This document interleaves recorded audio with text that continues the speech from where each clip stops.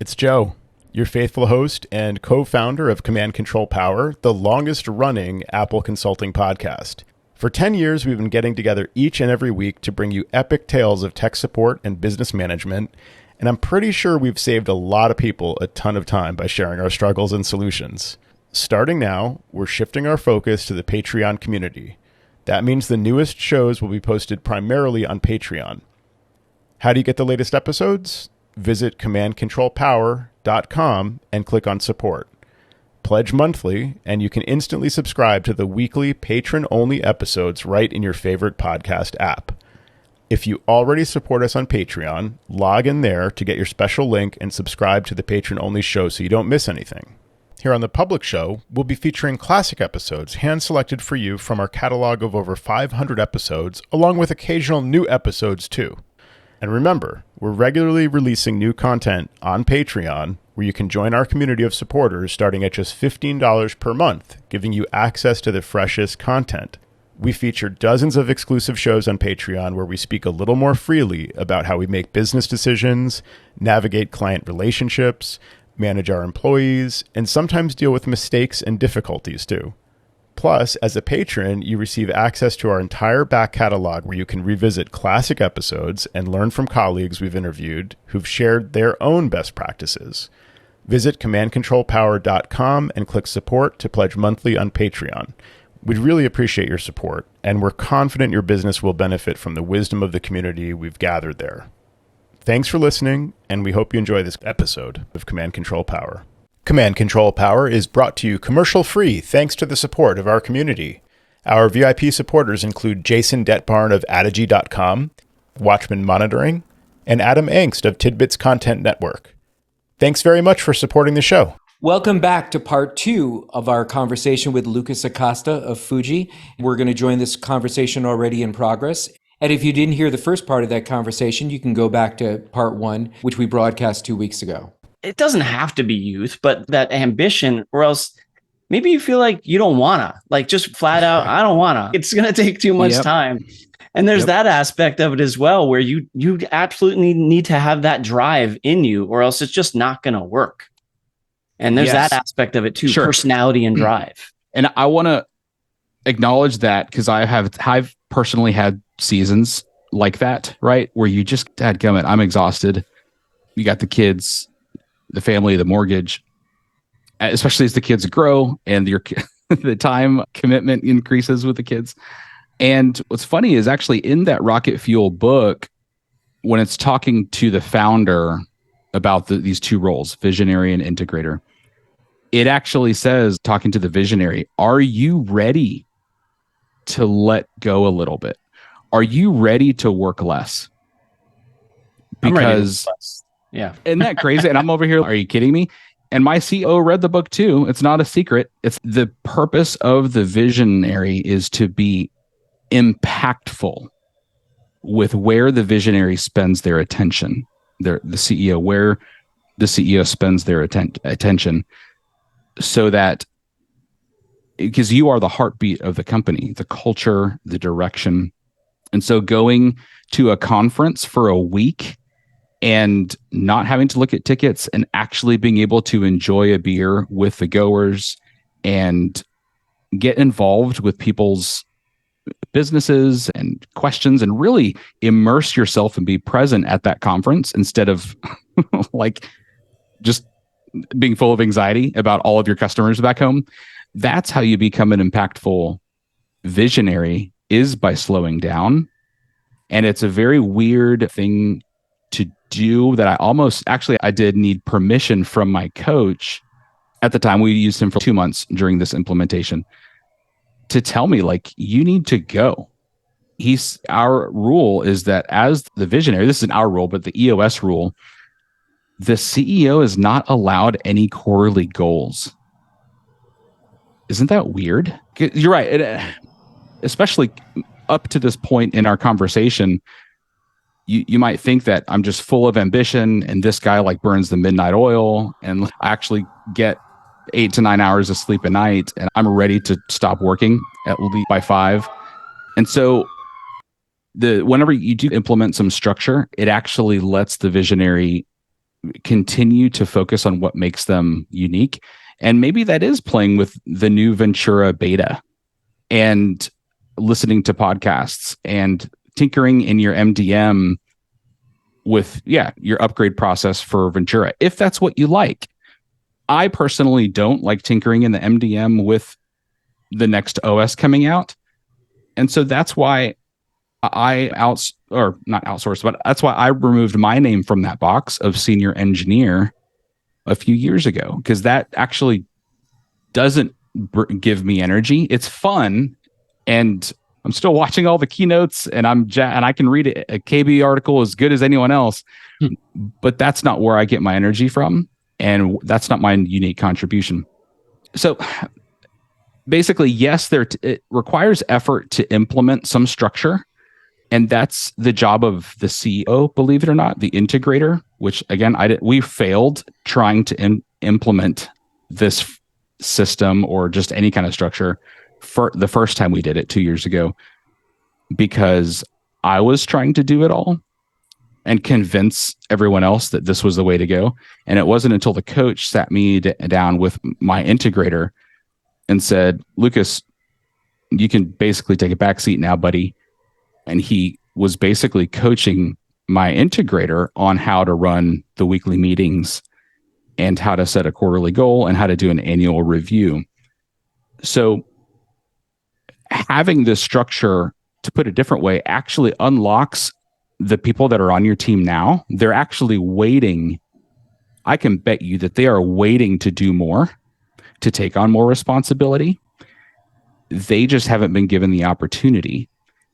And it wasn't until there was this a framework off the shelf for me that I was able to give them that playbook so that they can take more responsibility and actually implement a new onboarding procedure. And hey, whenever we sell a new service agreement, this thing that we always drop the ball on this one thing. And I'm like, oh, really? I never knew that. He's the director now, so he has a way better onboarding process than I ever did, because we gave him the authority, that responsibility, and they're thriving in that role. So when you're ready to do a little less, I think is the right time to implement structure. I was born to do less, but that's just me. So I'd love to delve a little bit more into the role of the integrator with you, Lucas, because I think that's a really key thing that I'm seeing in my operation, that I've always thought of it. I've had the role of an operations manager on my team, as I put it, handling the day-to-day. Yeah. And she's been very effective at being able to just relieve me of that anxiety over like what's coming in when I'm not focused on it, when I'm doing something else. Now, oftentimes I'm not in the role of visionary. I'm juggling that role along with being an engineer. And there's a different kind of reason why I needed an operations person, but I think it's a really good role to have. But I see even more potential in that role for someone to really be fully responsible for that. So how would you describe in our line of work here, the role of integrator, like any traits and kind of responsibilities? Like, for example, should that person be technical? Should they have experience? Should they be able to triage tickets, for example, at least in the early days? Oh, great question. And yes, you did point that out astutely, that we didn't really unlock our growth until we decided to at least try to have a full-time integrator. I said try to. He wasn't full-time on day one. And as small businesses, yes, I think it's absolutely acceptable to have this person doing engineering tasks like tickets as well, for this to be a fractional role. And they'll figure it out the same way we had to figure it out. Yeah. And they have a good head on their shoulders. They know what the urgent stuff versus the non-urgent stuff. However, your other question is about their technicality. And the integrator does not need to be technical. So I'm looking at our accountability chart right now, which is how EOS calls their org chart. They're just big on that word, accountability. And there are only 3 overarching responsibilities for the integrator. Okay. The book Traction gives you like 6 or 7 you can pick from, and we just focused on these 3. The first is executing the vision. Where does the vision come from? Me. And there's actually a little one-page worksheet that I complete that talks about our core values and like big picture stuff, where we want to be in 3 years. So that's for another time. Or if you want to, we can have a conversation offline or shoot me an email. Happy to talk about that more. But the first objective is for the integrator is to execute the vision off of a document that EOS calls the Vision Traction Organizer. The second responsibility is profit and loss success. Okay. This is massive and so freaking cool. I, as the founder, am not responsible for the profitability of this company. This is earth-shaking because I haven't ever thought about it any other way. But guess what? This is how the rest of the business world works too. And I had no idea. But the integrator is actually responsible for a budget. And I want to be really candid. I didn't have a budget for most of Foojee's history. So his job was to make a budget. That was one of the first things on his to-do list was make a company budget. He didn't know how to. So we paid our CPA some professional service hours just to help us with that. And because he's responsible for the profit and loss, he is responsible for saying no to going to a conference this year. Or I wanted to take 2 people and we can only take 1 person. He's also responsible for saying no to some expenses that I might want to experiment with, right? A VR headset or something. Thankfully, he didn't have this role 2 years ago. Whenever I decided to buy him a Quest headset for everyone on the team. But now, I thought it was a pretty cool gift. So that we could do our weekly calls in the metaverse. But if he had been in the role, he would have absolutely said, "Hey, buddy, we may or may not profit this year. So sorry, we can't buy 7 Quest headsets or Vision Pros." During the keynote, I actually pinged him and said, "Can we put $34.99 in next year's budget?" Awesome. I was like so grateful that it's not coming out until January, because we would have had an all-out brawl to try to get $3,500 in this year's budget. And now I haven't acknowledged one really big thing here is that by him being in charge of the P&L, I had to decide to relinquish a lot of control or authority to him. And I had to believe that this was good for the company. To do that, yes, I'm the owner, but I want this thing to work. And I don't want to be the only one with that desire for this thing to work. And so I'm playing the rules by the EOS book. It says that's what the integrator does. And now I'm like warming everyone up here. What that also means with this responsibility of P&L success is that the integrator has the authority to say no to the visionary. And that was a weird one. And it's been so freaking healthy for us because he has said no to so many things that I've wanted to do, that as the founder, I'm like, hell yes, we've got to do this. And he's told me, no, we can't have a new website this year. If I could interject there for a second, one of the things that I learned about that also is because potentially a visionary can be a different type of person, but you have so many ideas rattling around and you want to execute all these different ideas. They're not all good ones. So you need someone to keep you in check. You need someone to be like, dude, that's a terrible idea. Don't do that. Yes. And that's the piece where I think as that, we keep using that word visionary, but as that role that they talk about is that because of that, you do have all these things that you want to put into place. And that's why you need that second in command or the guy in the chair or something, whatever you want to call it, that checks you and says, this is not smart. And at least you can have a conversation about it. Sure. You can plead your case, but that person keeps you in line. And thank you for bringing us back to that it is a healthy sort of checks and balance, a healthy tension between us. And it's taught me believe it or not, like, sure, I've been running this business for so long and we have certain stats that make it look like a success, but I could have easily dropped $5,000 on a new website this year because I like shiny things and I wanted a new website. And Justin has to say, listen, in your vision traction organizer, you wanted to be at a certain place in 3 years, and I don't think a website is going to get us there. So I appreciate your energy and passion, but we don't have the money for this year. Jerry will do it for 500 if you really need it. That's true. I found another way to squeeze it in the budget. This terminology, like the budget, like literally, guys, did not exist for the majority of our history. So this basic language is new to us because Lucas was making the decisions. He's the de facto owner, and he thinks we need a website. We're going to trust him. And then at the end of the year, guess what? We didn't profit that much this year, and there's not much for raises. That's because I was excited about these ideas. So a great point, Sam. Like, yes, the integrator, what we actually do, or what the EOS encourages, is that the integrator and visionary meet once a month.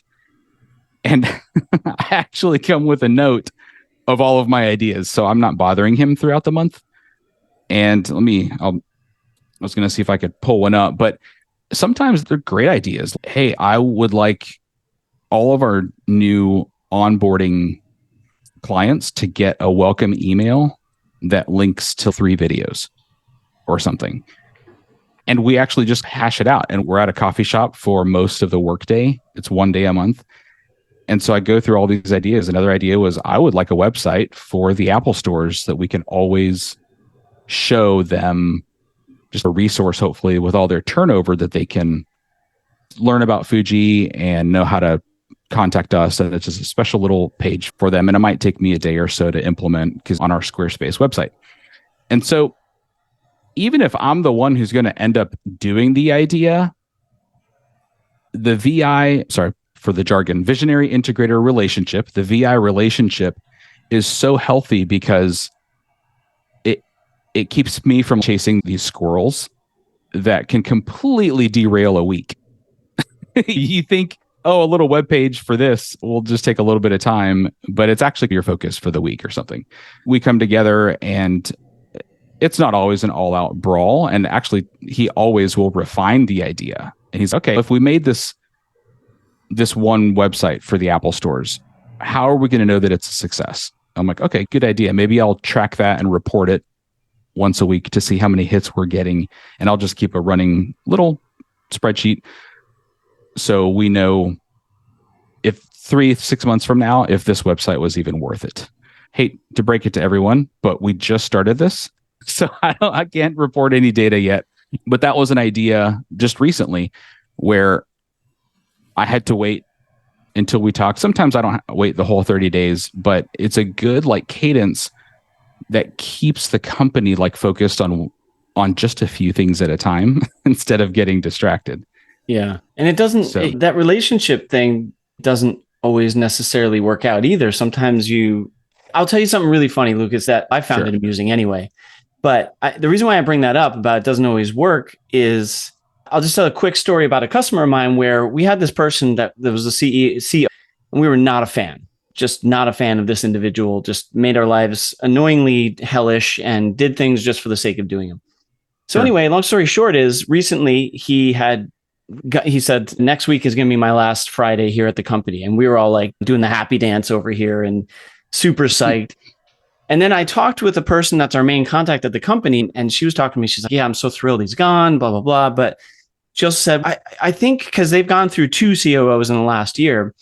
And she's, I think we're trying to sort out what the owner is trying to get at. And she said, he gave me this book and he calls himself a visionary. And I guess this guy was his integrator, and I don't know. She's going off about like how she didn't understand the whole process. I'm like, oh, I see. I'm like, I totally know this. I just read this book. It was just amusing to me that this was like literally last week that this happened. I finished it. But apparently tough visionary to work for. Yeah, especially if you also have the owner card, right? And that's a very strong card to play. That talking with one of my clients who really encouraged us to do EOS, she was just telling me like, yeah, like you really cannot play the owner card unless it's some kind of dire situation. And so I'm so glad, Sam, that you brought that up. That is very realistic, that it's a difficult relationship. It is. So it should be someone that you can trust. And a good indicator or kind of a way to think about trust, not just for your integrator, but your whole leadership team, is will they put the company before their own interests?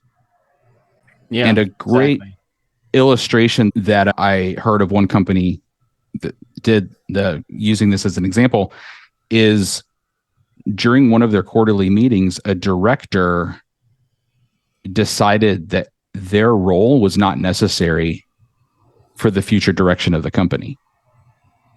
And so that's a perfect example of, can this person put the success of the company ahead of their own career? And I actually repeated that a lot in the first year of EOS to all of our leaders. I repeated that story a lot to remind people we're meeting here for the success of the company as an organization, for your team members. This isn't for our egos. This isn't for our paychecks. We have to keep that in focus. It's for the good of the company. So I get frustrated because I'm not used to, Sam, for just someone telling me no, honestly, but because I have such passion about things that I think are invaluable. I wanted to take 3 people to a conference this year, and I had 3 conversations with my integrator, one of them in person at our VI meeting, and then 2 over the phone over a period of 3 months. And he was totally respectful, but it was very respectful back and forth. But he's laser focused on the P&L success, and I am focused on the success of the whole company long term. So I'm saying we need to have people at this conference because we need to have educated, cutting edge engineers on our team.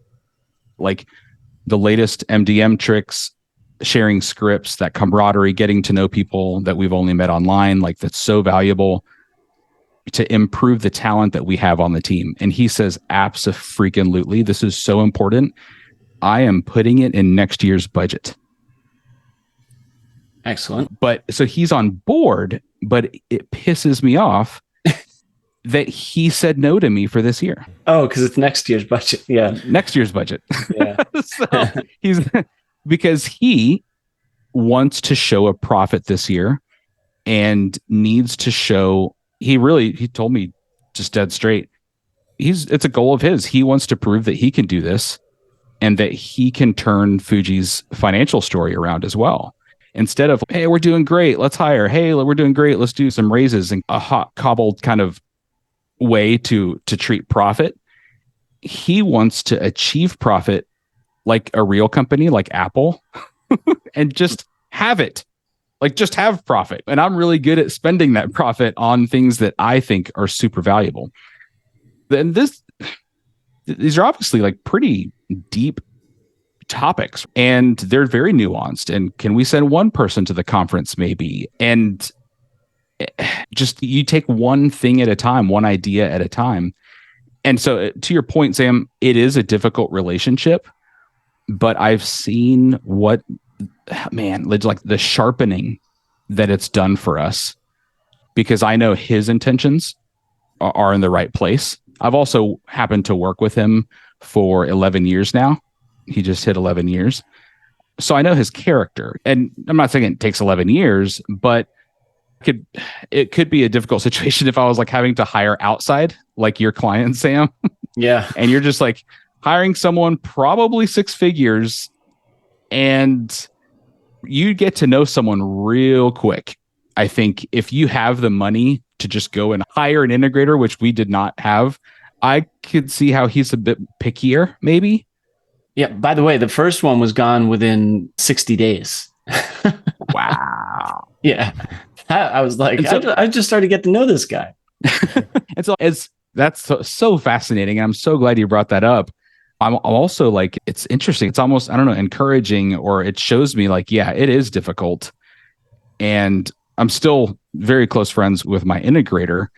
Like our kids, we get together every now and then so our kids can play together and stuff.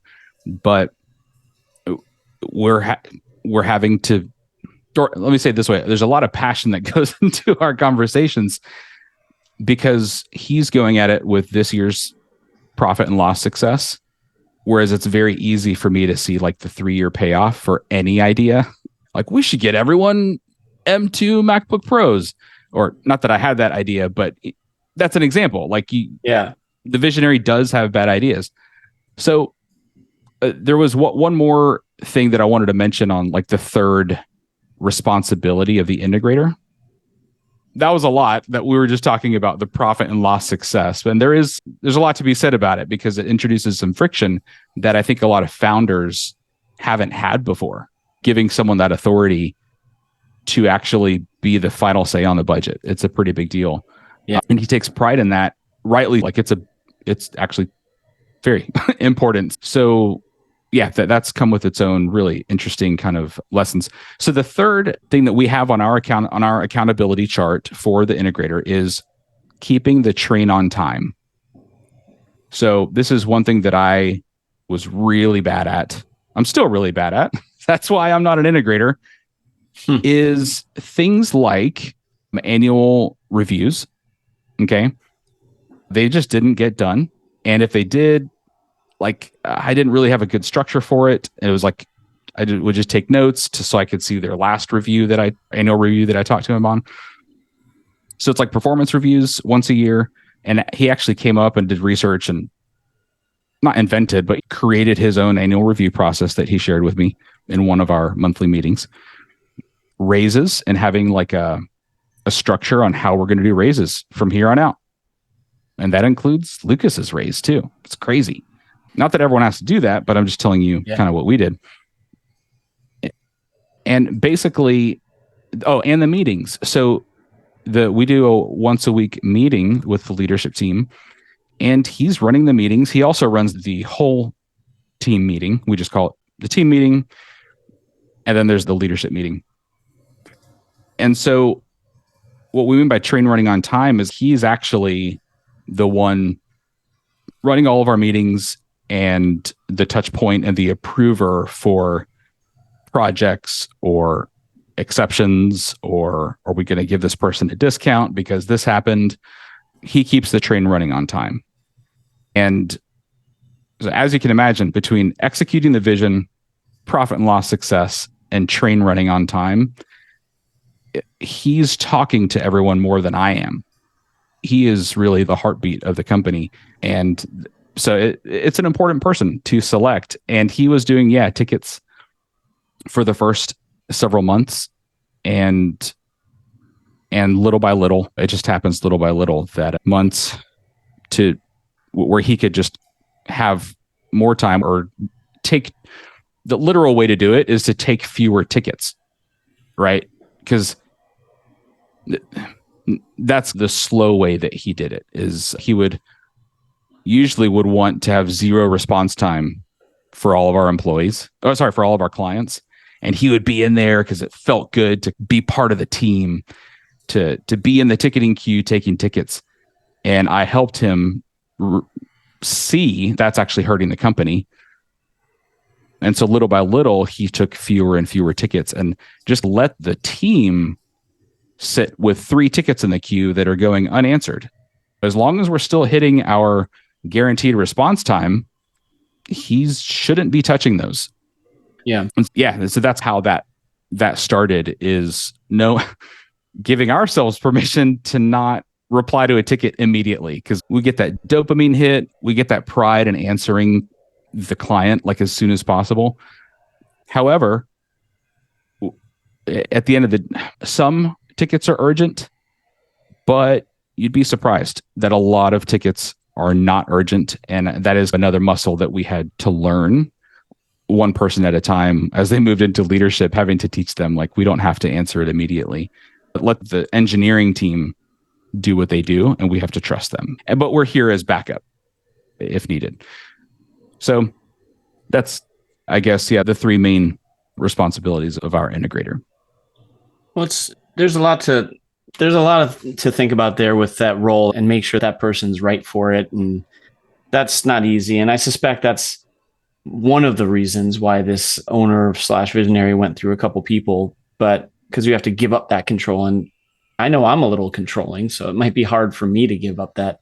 And especially having now someone who works for me tell me what to do. I don't know how I would respond to that.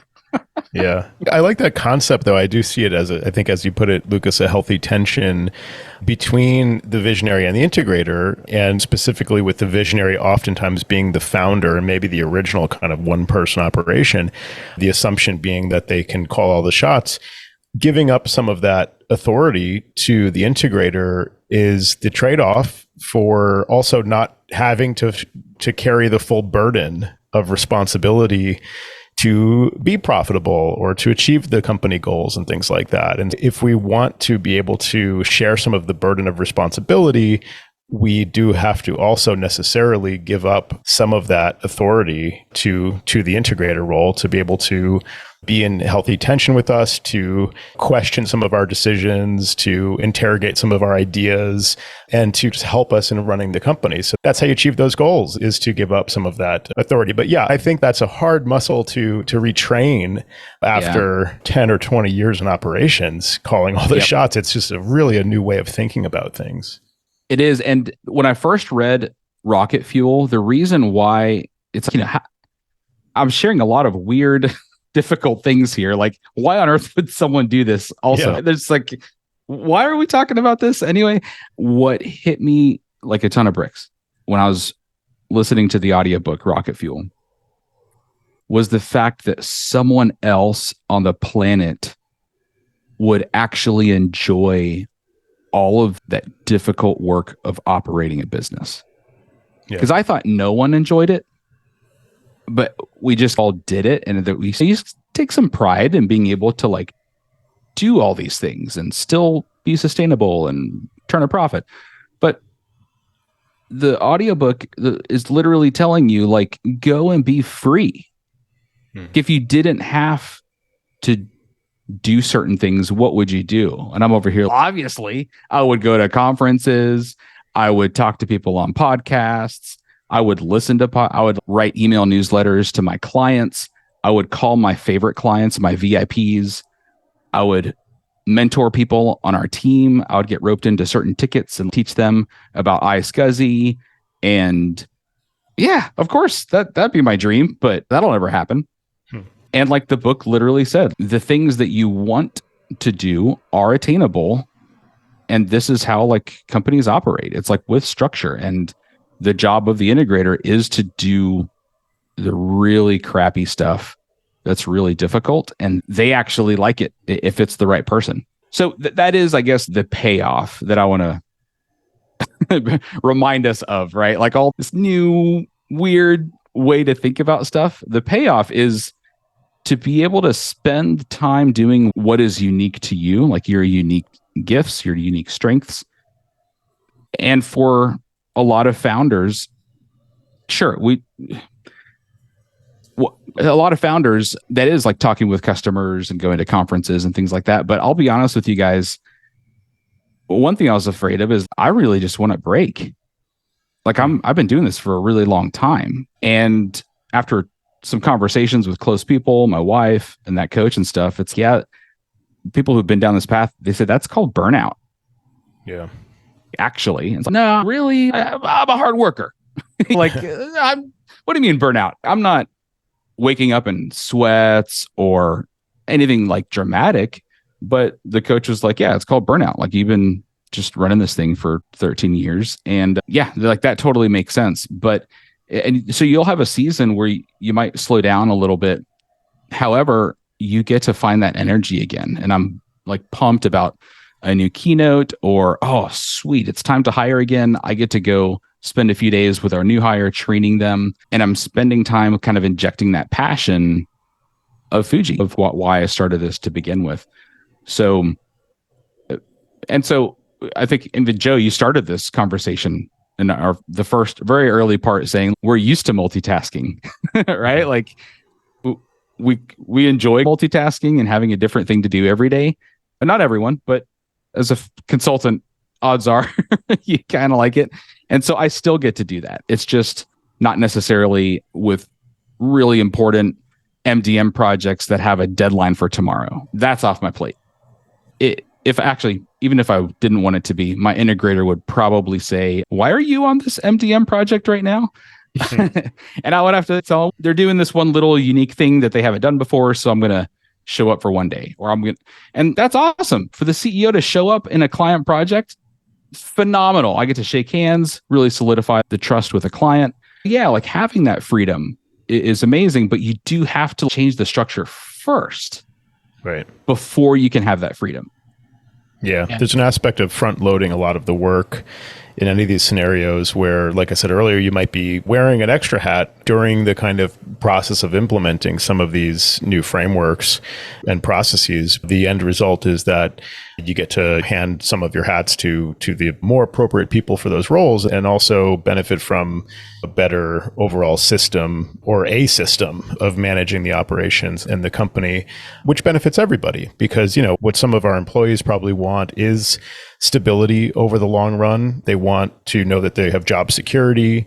They want to know that they can grow in their role in some cases, or they want to know that their role is not going to double overnight because you lost an engineer or something like that, that things are handled and that things are profitable and that there may be room for them to share in some of that profit. And so they have different motivations maybe than we do as the owners. And we may have to go through some of those more difficult phases and seasons to get us through to the other side of this and front load a lot of that work. But also the other thing, like I sometimes ask myself, why should I get to rest for an extended vacation or something like huge? And maybe that's partly a personality trait that I can work on. But there's also an aspect where, I've done my time to some degree. I have front loaded a lot of the work to get the company set up to a certain point. And my work comes in different ways. In order for my team to have more predictable work shifts and not have to worry about things after hours and on weekends and things like that, I've put in a lot of time to get things to that point. Yes. And so I can take an extended break because I've put in double the effort over different periods of time, and including over the almost 20 years in operation. So yeah, there's a give and take there as well. So yeah, it's interesting. Yeah. And over 20 years, that's awesome. Yeah, I would just second everything you said. I struggled with a lot of that too, allowing myself to have that time. And really, even when I would share some of that with some of my team, they would just support me, say, "Oh my gosh, everything you just said, Joe, you've put in your time, you've worked the crazy weeks and the stress of figuring out a new operating system all by yourself, or a new MDM or whatnot." And it sounds like you also are the type of person, I think everyone here, actually, the three of you, our team knows that we're the first one to show up if we need to show up too. Yeah. We care about the client success. I saw this, it was a tweet, and I don't know who wrote it, so this is not truth. Okay, it just made this little kind of wisdom or something made me think. And it was something to the effect of, the leader's job isn't to be productive, but effective. That's interesting. Yeah. Yeah, it's just kind of, wow, I was taken aback. That is so true, because, oh my gosh, I have this anxiety of being productive, and am I doing enough for my team? And what else extra can I be doing and whatnot? And that's just a natural voice inside my head. But what's more important is being effective, so that you have a clear mind. And I'm not thinking about tomorrow's MDM project, or having to terminate someone, or having to hire someone. Not that we terminate all the time, but maybe just a difficult conversation. There was someone who might have gotten a little emotional in front of the customer in not a good way. And we have to have that difficult conversation with them. By the way, the integrator gets to do this too, which is awesome for you. Nice. I think the book said it, but if the book didn't say it, our coach said it. He said the integrator's the bad guy and the visionary's the good guy. Nice. And I'm like, are you kidding me? This is amazing. Why didn't I read this book sooner? So it's kind of like why I'm such a proponent of it is I can be effective by spending time with a clear head and also with passion, right? Like with that energy where I'm not burnt out, that I just didn't know was called burnout. Yeah. Yeah, for sure. Lucas, this has been just a ton of useful, actionable material for people to digest here. As we wrap up, curious if we can circle back to just a couple things we've touched on. So first of all, for people who've stayed till the end here, do you have any quick tips for generating more leads, whether from the Apple Store or other sources? What's the best way to build that relationship, remain top of mind? Is it literally just a matter of getting all your certifications, getting the badges on the ACN locator, making sure you're at the top of the list for that market size that you want and that kind of thing? Is there any other secret to success there to start with? Man, that's a great question, and something that, yeah, we remind ourselves a lot of, like the two biggest drivers. You're wanting something novel, like some magic trick, but the two that I share, everyone's heard of before. And your biggest fan is going to be your clients. And so asking for referrals is so powerful, but there is a good way and a like mediocre way to even ask for a referral. So if anyone is thinking, oh, I've done that before, I would challenge you to try being a bit more specific when asking for a referral. And if you guys, with your show notes, I would actually share it's a podcast and little YouTube clip of 10 minutes with one of my sales kind of people that I follow. And he's interviewing with someone else who talks about how to do a great referral request. Nice. And that's not salesy. Hey, hope you like your MDM. Do you have 5 people you can introduce me to?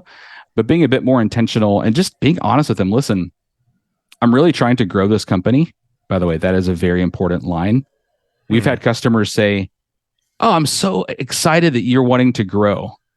I'd love to share your name. And I'm over here like, what do you mean? I'm a business. Of course I want to grow. Of course. But you say, hey, I'm really in a season stage right now where we're well positioned to grow. I'd really like to look for more businesses or residential people that would benefit from my service. And I just love to ask, are there like 2 or 3 names that you could do an e-introduction so they could maybe benefit from what I have to offer? And I think if you do that for 10 people, which is hard, like I know I'm a business owner too, it's hard. Like a list of 10 phone calls like that is very difficult, but you will find success. And guess what? If you did it for 20 and 30 or just did 5 a month, that will pay off in dividends. It really will. I think that's a smart point about just prefacing it with, I'd really like to grow the company, because I've had the pushback or resistance from clients in the past where they have outright said to me, I'd love to give your name out, but I want you to be there when I call. And so there's this kind of irony of they want to keep the secret of your excellent service and support and not share it with too many people. But of course, that also means maybe it doesn't work out and maybe you're not there when they call because it's just not, there isn't enough business to support you being there for them at a moment's notice. So it's an interesting tension there to navigate. But I like this idea of saying I'd really like to grow because I think they can understand that you're not just trying to like overload yourself with all of their friends and colleagues, but instead you're looking to actively grow and maybe you have a plan behind that. So that's a really good way to preface that. So what about if I can push you on the Apple Store specifically? Is there any tip there? Yeah. And real quick, when they say that, because that's always fun too and endearing when the client says, I don't want to lose you. I'll say, hey, listen, you'll always have my cell number. And that like little nod that really does go a long way.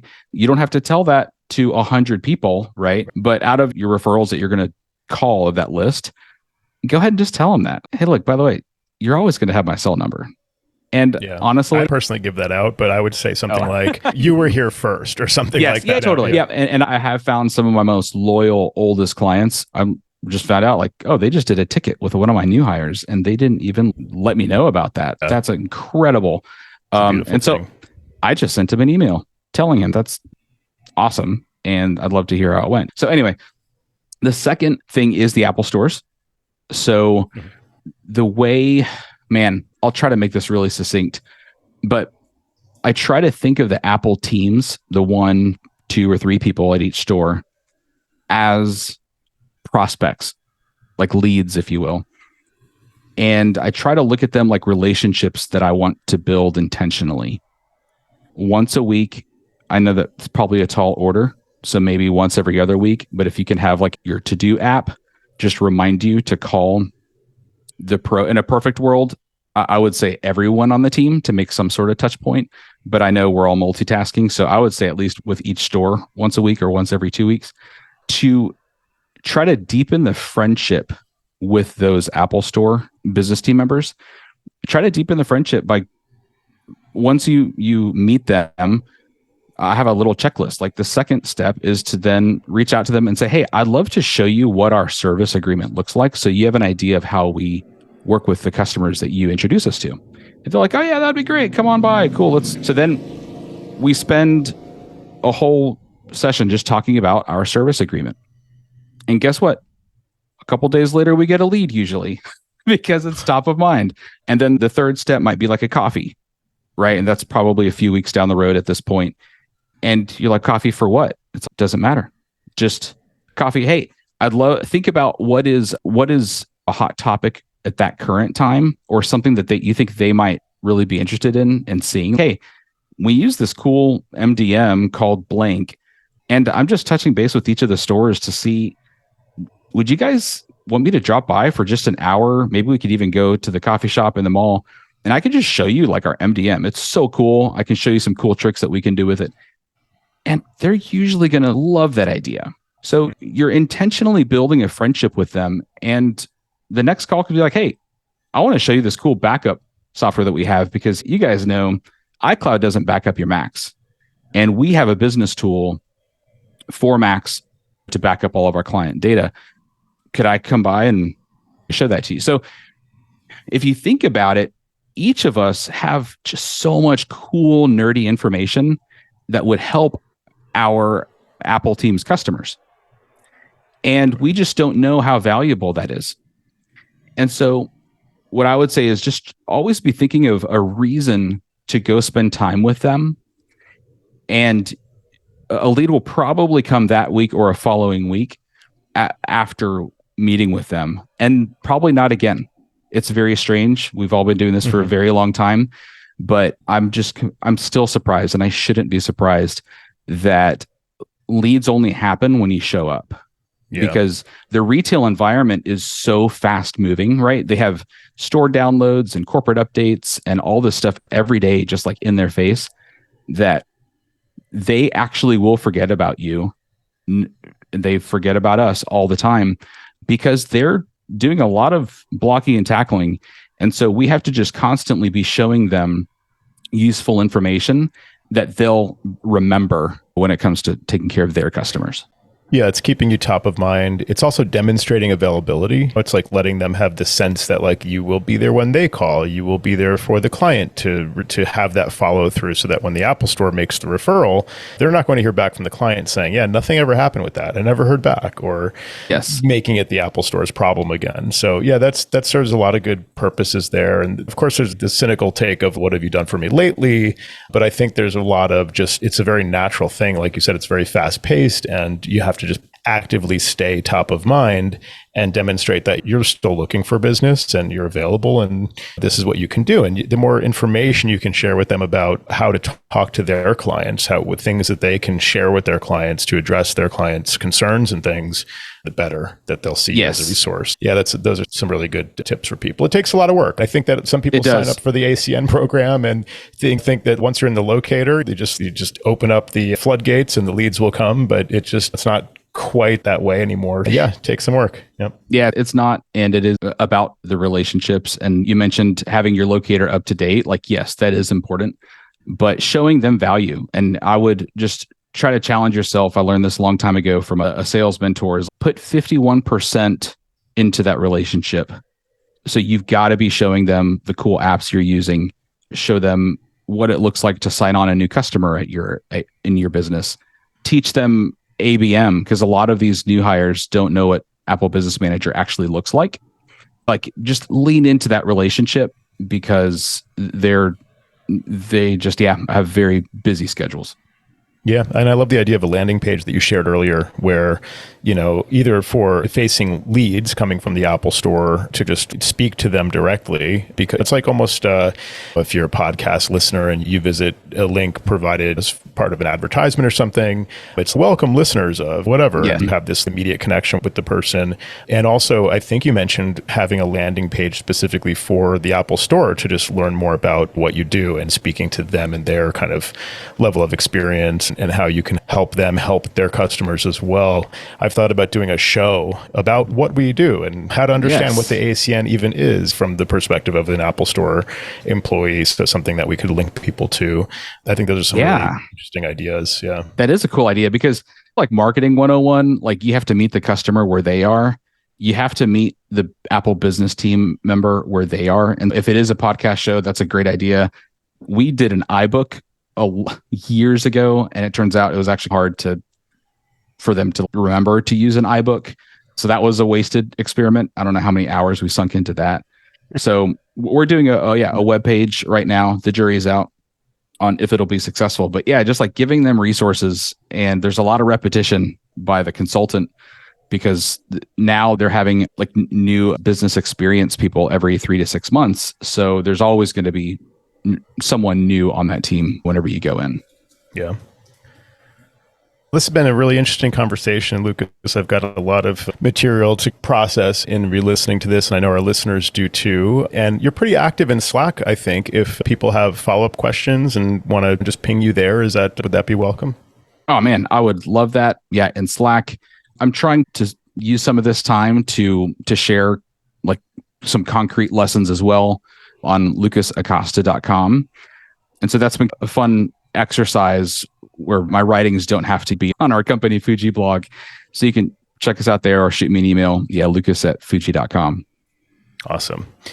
Excellent. It's been really great having you back again, Lucas, and catching up and hearing about how you've implemented EOS. And I know that I'll be digging a little bit deeper there as well. And thanks for sharing all the knowledge and I think a lot of actionable tips that our listeners can work with. Best of luck. It really is worth it. And even if it's not EOS specifically, but just to introduce a little bit of structure to give you back more of that time, I'm just convinced from experience that putting in some structure will really help us as founders get re-energized in what we do. So thank you guys. Yeah, for having this conversation. It was a blast. I loved all of it. Thanks again, Lucas Acosta, CEO and visionary of Foojee. Thanks for joining us. Thanks. Special thanks to the following community members whose strong monthly support has sustained us for all these years. Ryan Gowdy, CoreCompetent.com. Weldon Dodd, Kanji.io. Richard Wingfield, EnvisionDesign.net. Adam Rice, AskAdam.io. MacAdmins Podcast, podcast.macadmins.org. Tim Nyberg, TheMacGuys.com. Michael Thompson, Origin84.com.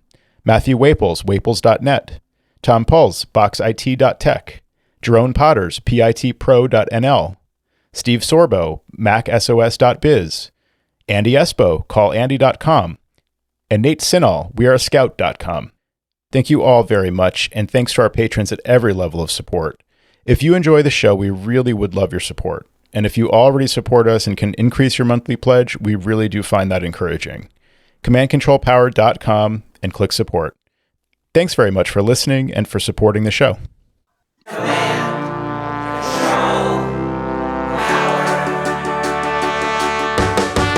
Jerry does his voices of customers of all kinds. Am I on the cloud? Joe spins his deeply detailed yarns all the time. I have a whole story about this. Sam is on the road again, phoning in from a hotel. At least we know where I am. Half a century combined of Apple expertise right now. Right now. My Mac is slow. Have you tried restarting? Well, the fans won't blow. Have you tried restarting? But my data is gone. Have you tried restarting? I dropped it